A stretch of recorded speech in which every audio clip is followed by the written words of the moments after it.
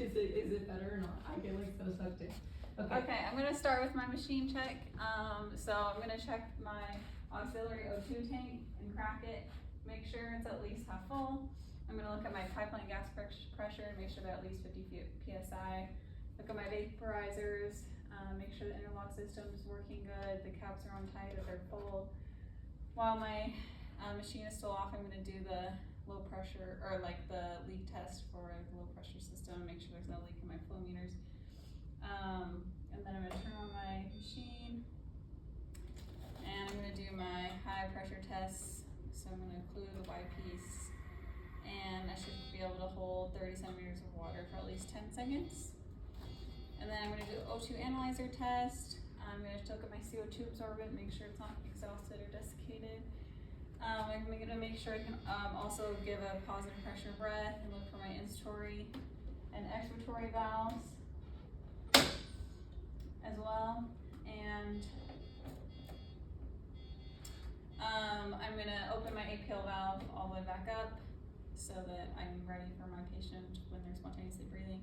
I'm gonna set my ventilator settings to the settings I prefer for my patient's size. I'm gonna check my monitor, make sure I have my EKG, blood pressure cuff, and pulse ox ready for them. And I'm gonna check my suction, that's working, my empty bag. And I'm gonna make sure I have my Apple's drugs ready to go, my induction drugs. And I'm gonna be inducing with 100 of propofol, 100 of fent, and then 75 milligrams of rock for my patient's weight. I am going to be using a McGrath, so I have that ready.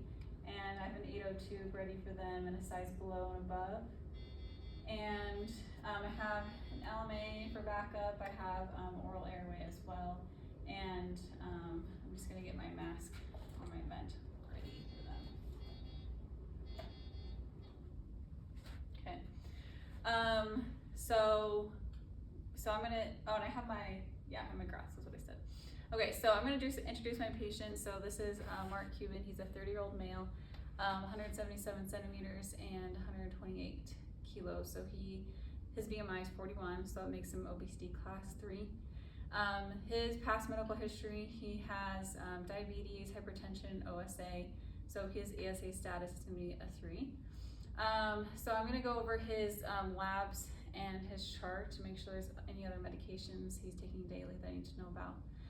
And I'm gonna get an EKG as well. So for my patient exam, I'm gonna go see him. I'm gonna do my airway exam first. So I'm gonna look at his Mallampati, and he's a class 3. The upper lip bite test, which he's a class 2. I'm gonna check for a neck range of motion. He denies any paresthesias there.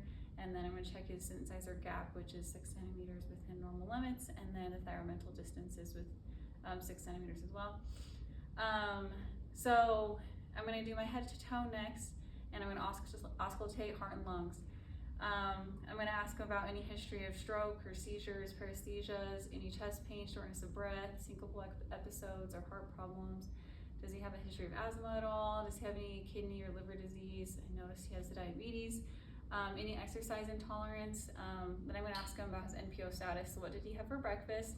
And then anesthesia history, if anyone in his family has had problems with anesthesia in the past, or if he has. Has he had any recent cough, cold, or flu? Any allergies I need to know about? Has he ever had a history of post-op nausea and vomiting or anything, and then ever been hospitalized? So now I'm going to explain my anesthetic plan. I'm going to be using a general anesthetic for a lap chole today, and my plan is to intubate with a McGrath because I anticipate a difficult airway, and I'm gonna put you to sleep and put in a breathing tube in for the entirety of the case and keep you nice and comfortable. So some of the risks of this procedure is that you might be a little immobile afterwards while you're waking up after anesthesia, and that can lead to venous thromboembolism. You can also have hemodynamic instability under general anesthesia. You can also have airway injury like soreness or a hoarse voice after having an ET tube. You can also have post-op nausea and vomiting, and respiratory complications intra-op like laryngospasm or bronchospasm. And then the benefits of this though is because this is a laparoscopic case, being able to manipulate the ventilation is very important with the ET tube because it helps manage the hypercarbia from the insufflation.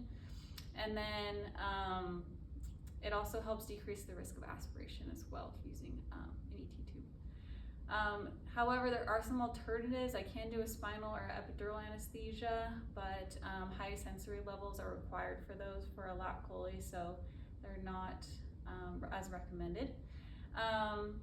And so after I explain all this to the patient, I get consent, and then I'm going to give them a little pre-op dex, and that can help reduce some of my intra-op anesthetic requirements and have a little bit of an opioid sparing effect. So I'm going to take them back, put the monitors on, and I'm going to position my patient in this ramping position and make sure I kind of get their sternum in line with their nose, so I can have a really good access to their airway. Positioning is everything for these higher BMI patients. So I've got towels under their head and shoulders, and I'm going to put them in reverse Trendelenburg as well to help increase the patient's FRC. And then now I can pre-oxygenate them for 3 to 5 minutes.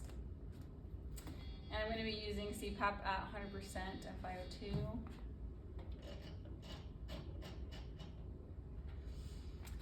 Using the EC technique, and this is really important because rapid desaturation can happen with these patients with higher BMI because of their reduced FRC. And then another technique is you can do like a nasal cannula as you're intubated and kind of help with the desaturation. Okay, so now I'm going to give my induction drugs that I talked about earlier, and I can give a breath, which I can give a breath easily, and now I can take the eyes.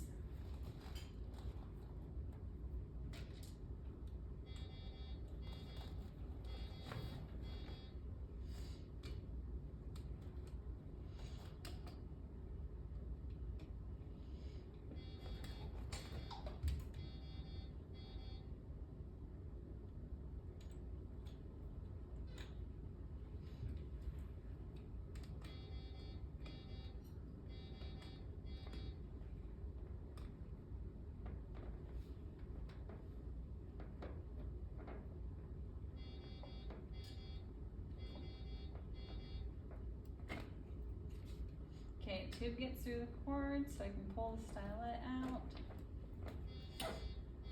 And this is about 24 centimeters.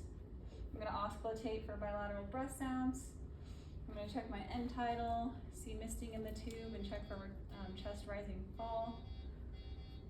And then now I'm going to take my ET tube and secure it here at 24 centimeters at the teeth. So now I can turn on just my maintenance SIVO that I'm going to use for the case. Okay, and during the case, I'm just going to keep their head elevated and use reverse Trendelenburg to help with the reflux, and it really helps improve the respiratory mechanics during the case. And then for extubation, I'm going to extubate fully awake and make sure that they're cooperative. I'm going to make sure I also have full verification of the reversal of my neuromuscular blocker, and I'm going to use a semi-upright position for extubation as well. Okay,